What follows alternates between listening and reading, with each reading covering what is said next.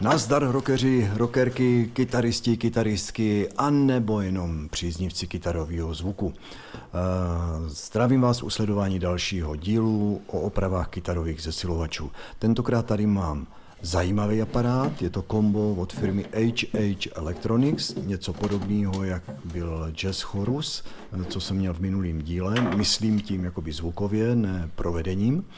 A tahleta značka, je to anglická značka, myslím, že ji založil Mike Harrison kolem roku 68, několikrát to změnilo vlastníka, teď je to, myslím, v rukách Headstock firmy, nebo nějak Headstock Electronics, nebo nějak tak se jmenujou. Tyhle ty aparáty byly nejslavnější snad na přelomu 70. a 80. let, oni dělali i nějaký digitální efektový procesory, mixážní pulty, výkonový zesilovače, PA systémy a tohleto spadá do portfolia, tady ten kytarový zesilovač tady téhleté firmy. Je to poměrně zajímavě udělaný, to šasí, jak vidíte, takový šuplík, který prostě potom jenom vložíte do toho domečku a málo kdy se něco takového vidí, že to je takhle poskládaný. Zajímavý panel, svítící, krásně zeleným světlem, to vám potom něco řeknu, jestli si teda na to nezapomenu. Zajímavý moduly poskládaný, jak vidíte, napájený na ty piny.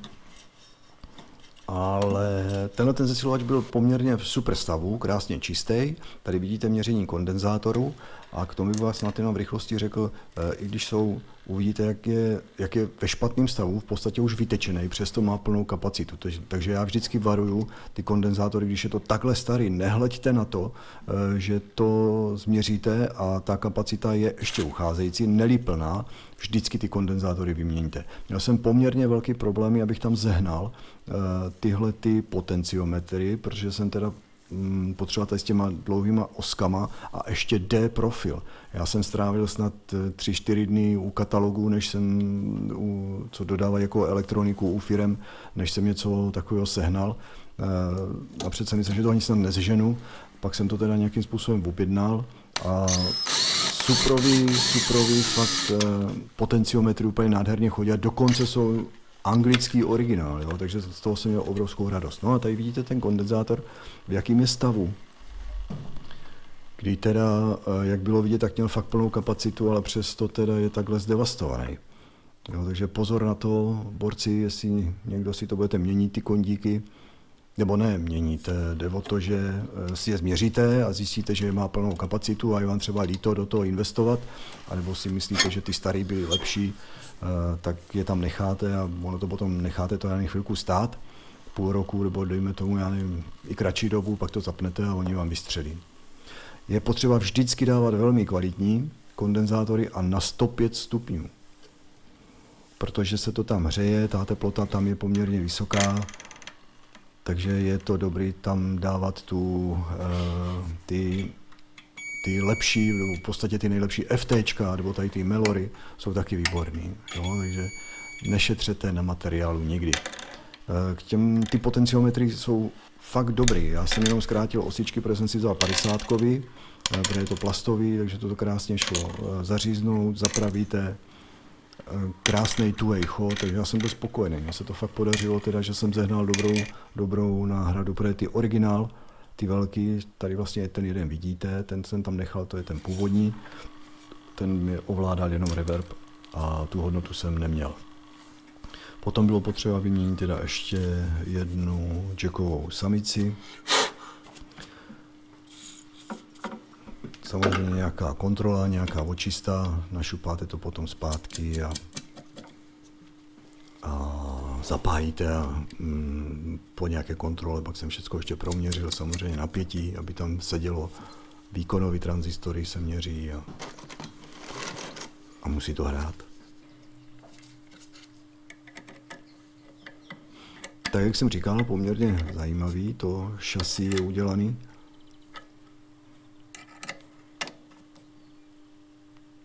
Ještě na distanční sloupky, to už se taky dneska nevidí. No a teď už vlastně probíhá samotná ta zpětná montáž toho zesilovače.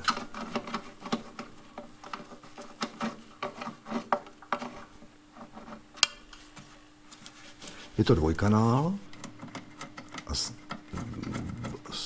analogovým reverbem teda, ale fakt moc hezkým. To hraje jako blázen. Přístup šílený, tak jako vždycky, ale vždycky si nějak musíte poradit.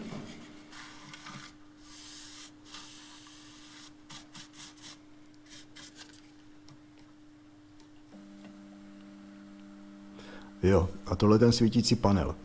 Já vlastně schéma jsem od toho sehnal, to není problém, ale nepodíval jsem se vlastně, jak je napájený a zaplať pánbůh, že nosím na rukách ty rukavice, já to mám teda z důvodu, protože mám nějakou alergii na pozink, takže mě to nedělá dobře.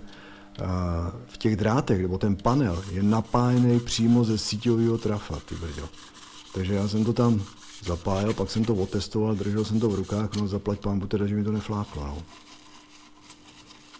Takže krásně podsvícený, zeleně to svítí, no prostě Anglie, tak jako vždycky. Složíte zpátky a ve tmě to září nádherně. To.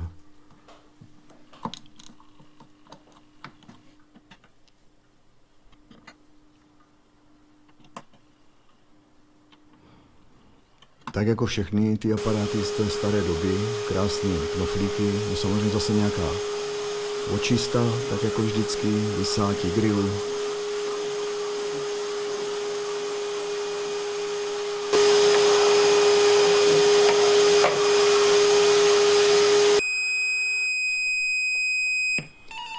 Tady měřím reproduktory, zkouším teda, jestli hrají oba dva stejně, měřím na decibelmetru.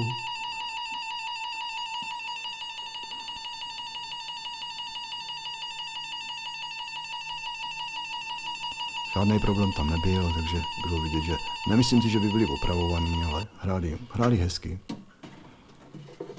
Tady vlastně vidíte ten šuplík celý, jo. Jenom k těm kondíkům, těm knoflíkům.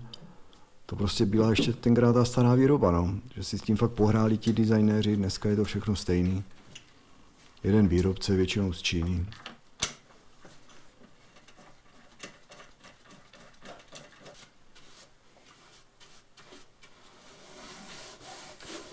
Tak jo, no, to bylo všechno, potom tady je nějaká krátká ukázka zvuková, mějte se hezky a u dalšího videa, zatím čau go.